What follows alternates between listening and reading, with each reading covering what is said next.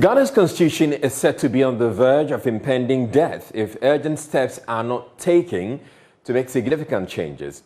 This is the verdict of economic policy analyst Senyo Hosi, who on Friday joined legal brains and politicians to assess the country's supreme law. All parties agreed with the key challenges of corruption, inequality of opportunities, and a lack of prosperity as core aspirations the constitution has failed to realize for the ordinary Ghanaian. Joseph Akable has more from the Constitution Day lecture organized by the One Ghana movement. Policy analyst Senyo Hosi first laid out what he considered key challenges making the Constitution problematic document that risk being rejected. The question we will be interrogating today will be whether and how the 1992 Constitution and the actions of its operators, you and I seated here, deliver on the demands of the blessings and values.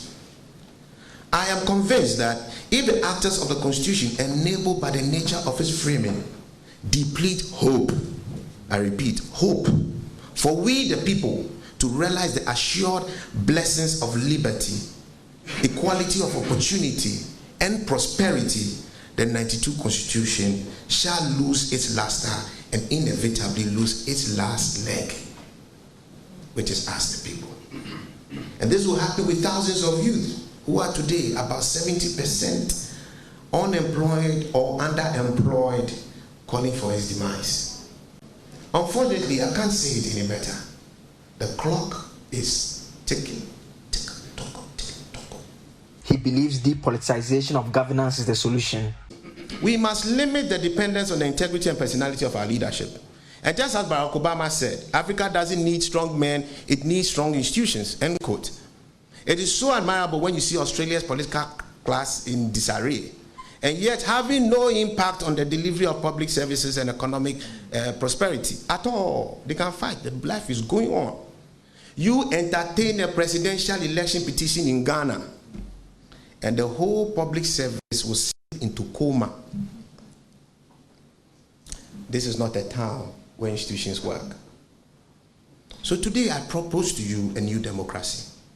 A democracy, a Ghanacracy, a consensual democracy, not an adversarial democracy. A democracy of a loser wins some and not a winner takes all.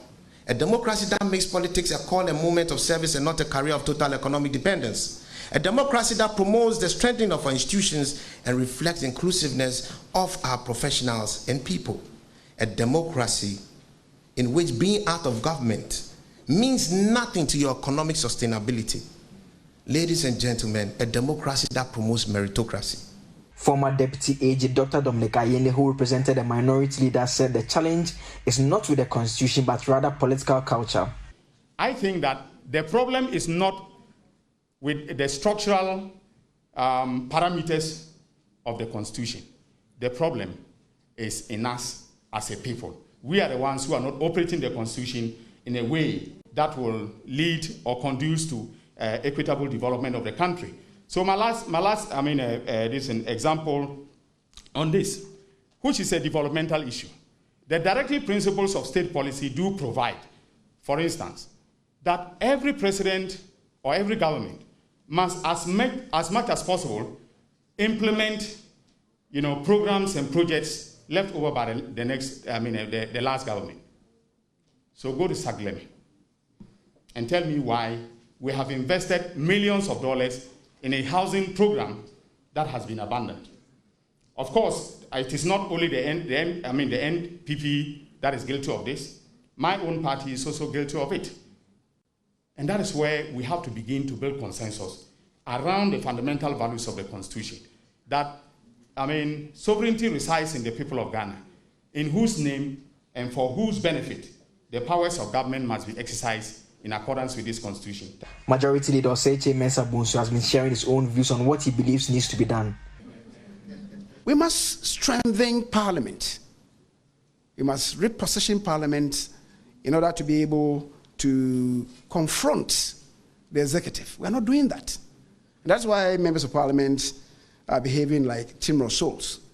It's not only members of Parliament whose parties are in the executive. Even members of Parliament whose parties are in the opposition. They are all timorous souls.